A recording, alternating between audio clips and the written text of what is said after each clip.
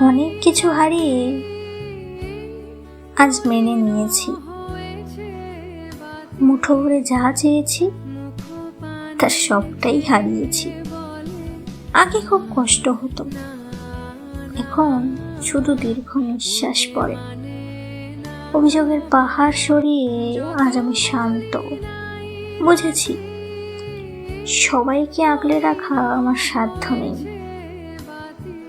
যাদের আপন ভেবেছিলাম তারা আজ অনেক দূরে। তাদের ফেলে আসা পথে এখন ধুলো জমেছে। আমি আর ফেরার অপেক্ষায় প্রহর গুনি না। শূন্যতাকে এখন নিজের ঘর বানিয়ে নিয়েছি। হারানোর শোক এখন আর আমায় পোড়ায় না। মেনে নেওয়ার মাঝেই আমি মুক্তি খুঁজে পেয়েছি।